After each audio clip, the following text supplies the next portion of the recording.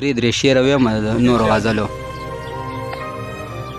دا د مینه وزړګیه که په ما باندې ستم و، دا د مینه وزړګیه که په ما باندې ستم و، ستا د مخ غرمو وجلم ستا د زلفو سوری کم و، او د وصال د شپې ملګرو خو بس دومره درته وایم، د وصال د شپې ملګرو خو بس دومره درته وایم، ورېدلې ښه بېسیاره په ګلاب باندې شبنم و. مهرباني.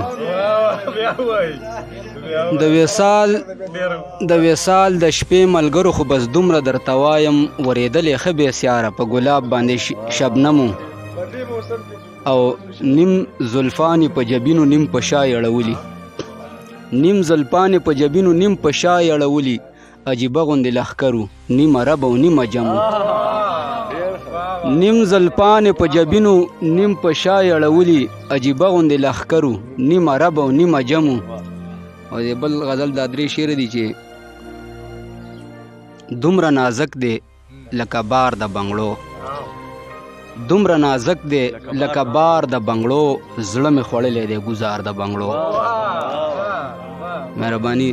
دومره نازک دی لکه بار د بنګړو، زړه مې خوړلی دی ګزار د بنګړو، ګیره مې سپینه شوه ځواني مې لاړه، ګیره مې سپینه شوه ځواني مې لاړه، په ما بیا نه راځي بهار د بنګړو. او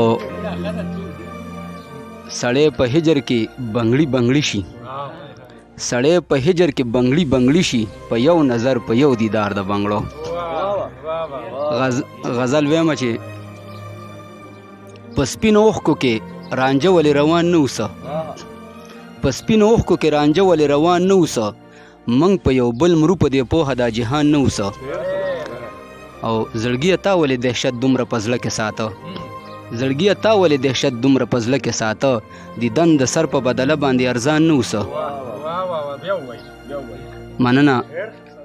زړګیه تا ولې دهشت دومره په زړه کې ساته، دیدن د سر په بدله باندې ارزان نه اوسه، هغه ګلونه څنګه مړاوي شو او ورژېدل، هغه ګلونه څنګه مړاوي شو او ورژېدل، په هغه دشت او میرو باندې باران نه اوسه. مننه. زما د قام بچو والله لږه خواري غوښتله، زما د قام بچو والله لږه خواري غوښتله، ګینې زمونږ په خړو غرونو کې مرجان نه اوسه. مننه. زما د قام بچو والله لږه خواري غوښتله، ګینې زمونږ په خړو غرونو کې مرجان نه اوسه، او زما او ستا مینه اشنا دومره سرپوښه نه وه، زما او ستا مینه اشنا دومره سرپوښه نه وه، دنیا لیدلی مې ریښې ریښې ګریوان نه اوسه. او تا نه لیده وصال صیب، تا نه لیده چې غنم رنګو له دې زړه ورکوو، تا نه لیده چې غنم رنګو له دې زړه ورکوو، هر خورنده به د غنمو پریشان نه اوسه، تا نه لیده چې غنم رنګو له دې زړه ورکوو، هر خورنده به د غنمو پریشان نه اوسه. لالا شعر دی چې اننګي باندې خال اجر اسود ښکارېده، چې اننګي باندې خال اجر اسود ښکارېده، نو مولا جانه ولې ما کې به ایمان نه اوسه، چې اننګي باندې خال حجر اسود ښکارېده، نو مولا جانه ولې ما کې به ایمان نه اوسه. زبیره منګه د یو زخم د یو سلیکي په شان، هغه چې ما ته جانان وایي زما ځان نه اوسه. ډېره مننه.